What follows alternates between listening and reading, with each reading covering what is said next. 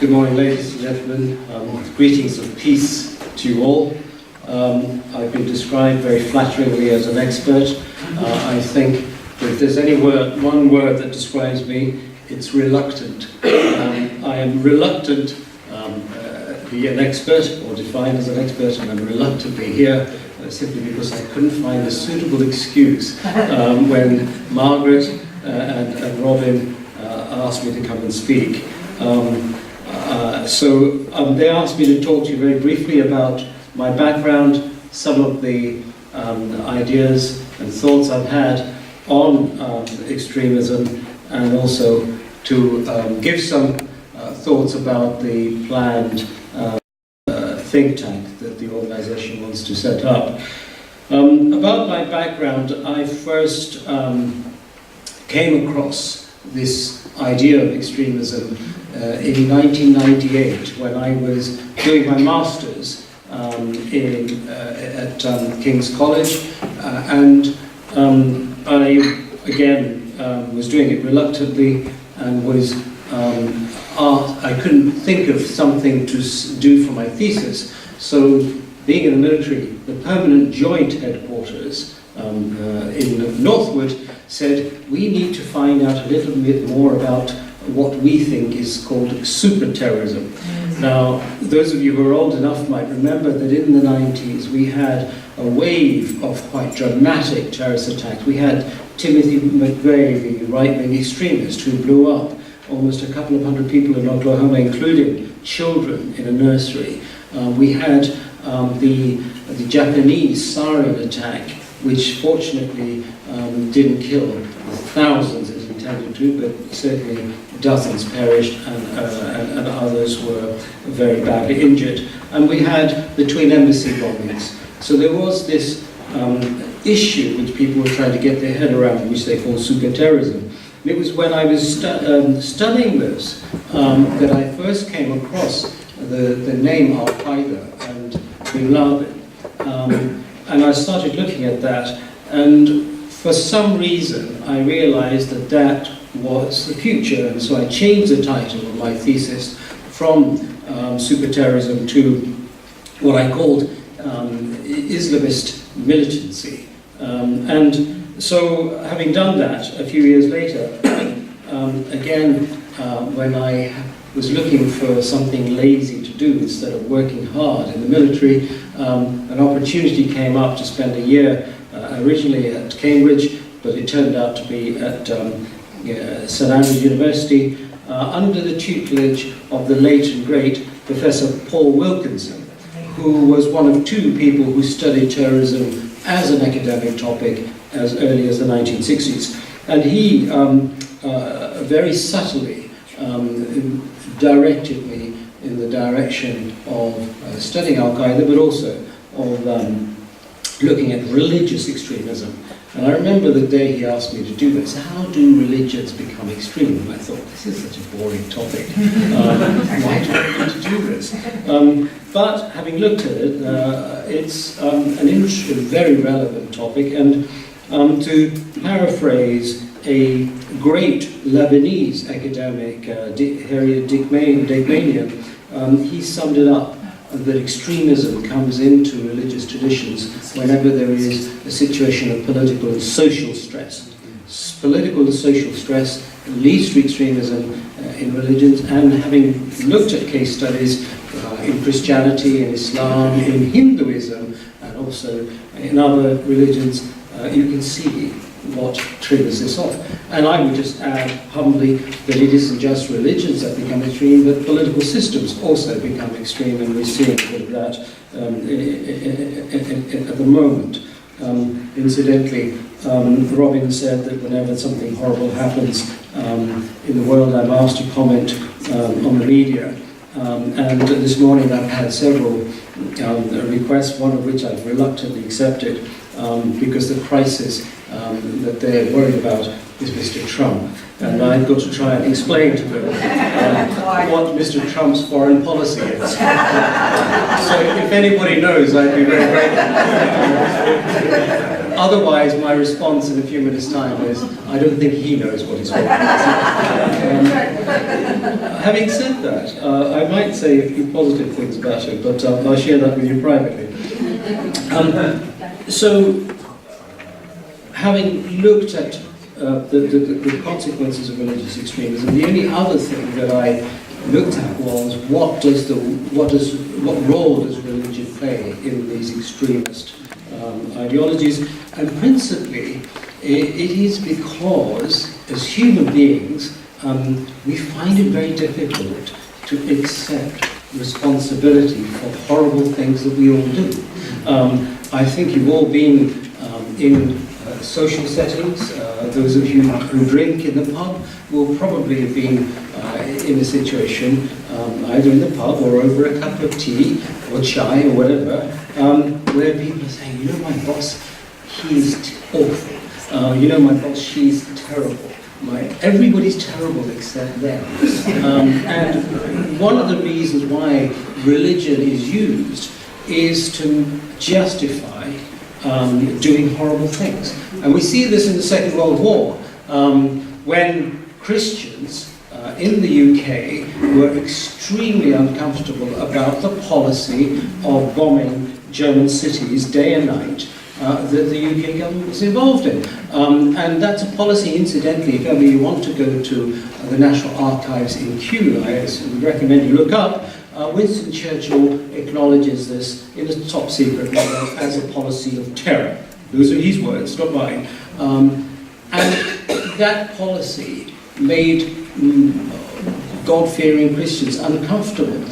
William Temple, the Archbishop of Canterbury at the time, responded to this criticism by saying, I understand your discomfort, but if we are to do God's work, then it is incumbent upon us to do it effectively. So he could find no reference in the Bible that justified it, but he linked it to God and so on. And so you see this, and I can give you chapter and verse, if you like, that Islamists are in a very difficult position because there isn't that very simple Christian view of the lesser evil and the greater evil to justify terror. In Islam, there are very many constraints on the use of violence, and they need to find a way around it, and that's why they misuse various verses. So those are, in very general terms, two of the areas that religious and extremism come together. Let me also very briefly share with you some of my experiences which have informed me just as much as the academics. And one is that, of course, I have a military background, and I have been in areas where some horrible things happen to children, to innocents. I've also worked in the Foreign and Commonwealth Office, and I've spent quite a great deal of time in the national security structure, where I was advising ministers and others, including our police forces, on extremists, and particularly ideologues, those who are thought leaders, because inherently we're all followers. And I think this issue of leadership and followership is something that I will very quickly come back to in a second.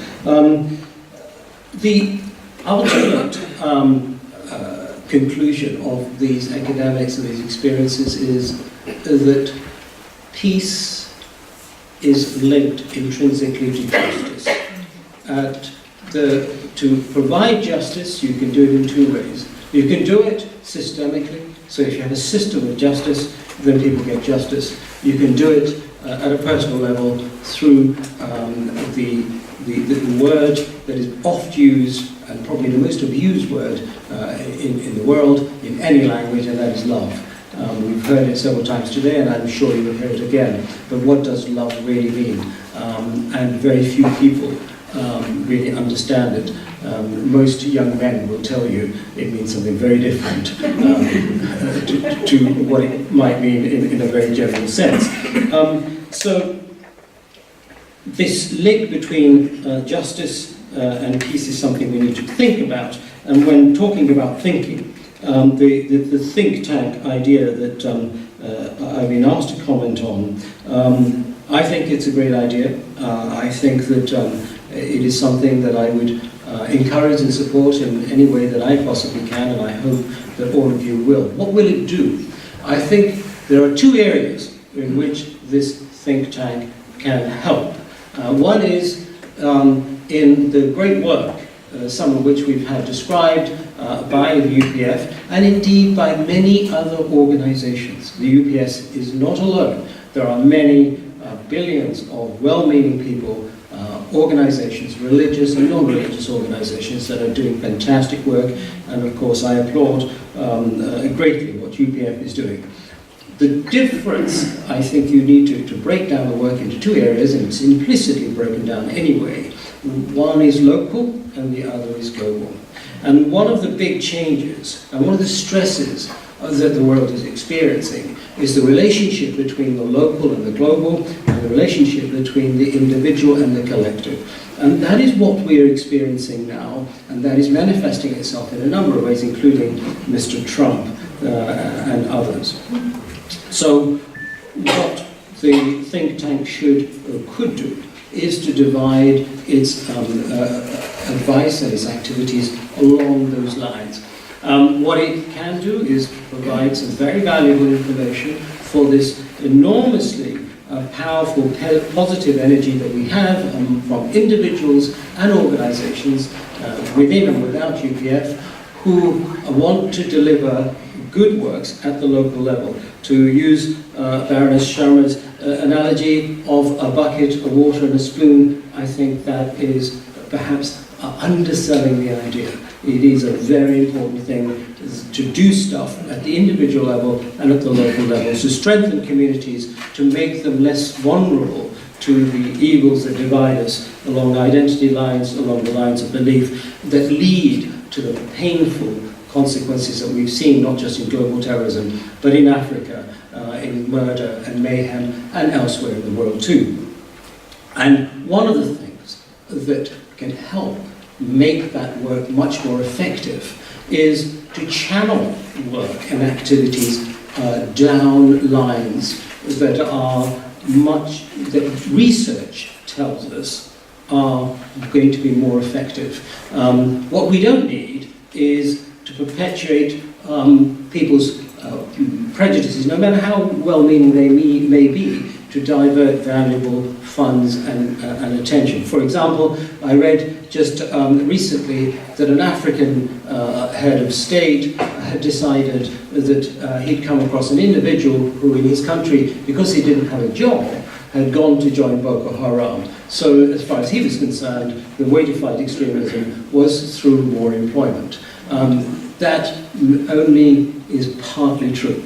So I think what we really need to do is to think very carefully about what are the main drivers, what are the main pull factors in a particular location, amongst a particular group of people, and what is likely to be successful. There's a great deal of work out there, a great deal of experiences that we can benefit from and build on some of the good work that's been done. The second area that I think the think tank should and could help with is really to reinforce this program that it has established, and that is Parliamentarians for Peace. You see, parliamentarians are in a very, very powerful position to do good. And by parliamentarians, I'm talking about world leaders, not just political leaders, I'm talking about world leaders and thought leaders in many fields. And how do you help them do what they need to do? And that is by giving them information so that they can make their interventions, which are primarily verbal, which are through discussions, through speeches, very often through persuasion and then through legislation. We can educate, we can empower, we can enforce, and so that their well-meaning intentions can usurp the negative and critical responses that inevitably come when people want to try and shake up the status quo and deliver some benefit to people. So I think there is a very potentially very powerful role for the new think tank based on research, based on expertise, based on advice, and maybe even go beyond just providing reports and conferences, which is generally what think tanks do. They can go into what I believe is experiential training, and that is to allow politicians and leaders to be able to practice articulating those themes in a manner that will capture people's imaginations, be more effective in countering criticism, and be much more inspiring in actually getting people to follow them. So, ladies and gentlemen, there reluctantly I must end, because I think I've exceeded the 8 minutes that were allocated to me. I'm happy to take any questions or any criticisms.